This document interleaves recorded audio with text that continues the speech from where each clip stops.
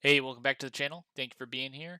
I'm really excited to bring to you today SMG testing, weapon testing specifically, going through each SMG in the game and showing you some of the data that I got or found out when testing with a buddy of mine. So if you like the content, hit the like button, subscribe to the channel, and thank you for being here. Let's get into it.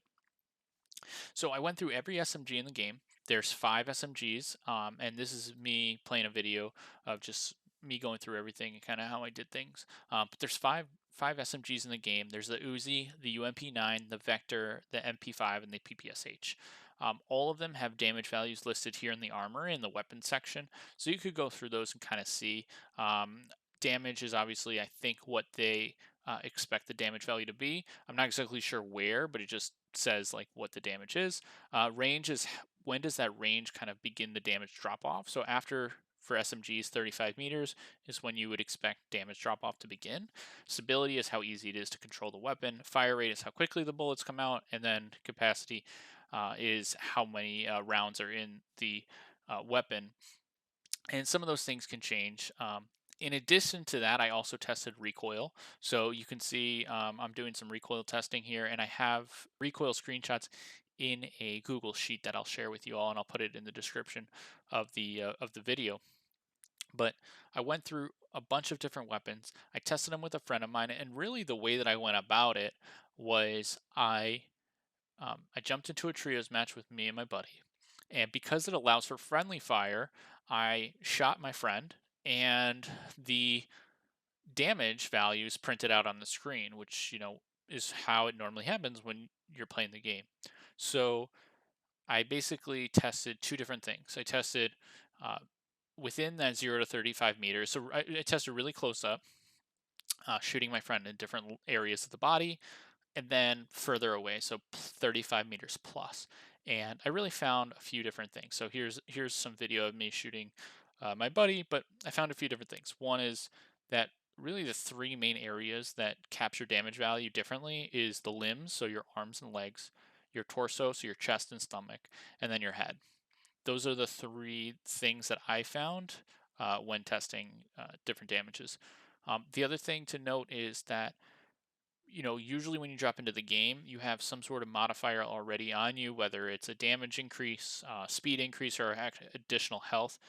So if I did have any, so for instance, right now in this video, I have plus 5% damage. So I took that mathematically out after the fact, and I added, I tried to make it so that that didn't influence the spreadsheet that I created, trying to get accurate base values. And that can be a challenge because, I also tried to pick up only common weapons. So all the weapons I used are only, the 1 star or white or level 1 weapons.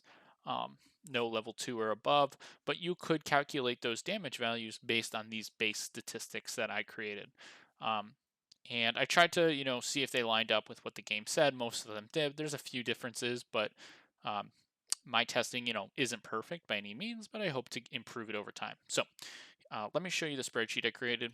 Okay, so here is the Google spreadsheet that I created that has all the damage values that I tested against the damage values that are listed in the game, plus recoil patterns that I added based on my testing. So let's start. All five are here. So the Uzi Pro.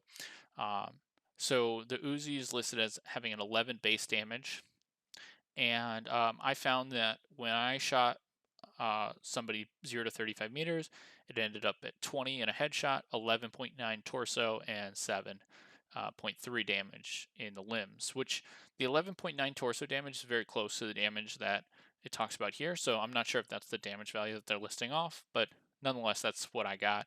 And then once you get to 35 plus, because that's the range value that they talk about in the game, the damage begins to at least drop off. I didn't test in 25 meters, but I'll continue to do more testing as I find more things. And if anybody has any feedback, again, leave them in the comment section. I'd be happy to investigate. Um, then for recoil, I did recoil patterns at 10 meters. So I went 10 meters away from a building or a wall, shot the weapon without trying to control it with my mouse. I figured 10 meters for an SMG is appropriate because you're usually going to be using the SMG pretty close up, and recoil control does matter to some degree, but it's not like you're firing an AR or a DMR from further away where recoil really matters. So when I begin to test those weapons, I'll try to do recoil patterns further away. So then next up is the UMP9. So within 0 to 35 meters, the head was 28.3, torso 16.5, and limbs was 10.3. Again, that 16 damage that they list here is similar to the torso one that I found. And then 35 meters away was 22, 13, and 8.6. So damage drop off again continues at around that 35 meter mark. And here's the recoil pattern. Next up is the vector. So head 28, torso 16, limbs 10, 35 meters plus 18, 10, and 6. And here the damage value is not exactly the same. Could just be different from what I tested. Maybe they didn't update the site after they made the weapon buffs, but nonetheless, those are the values that I received.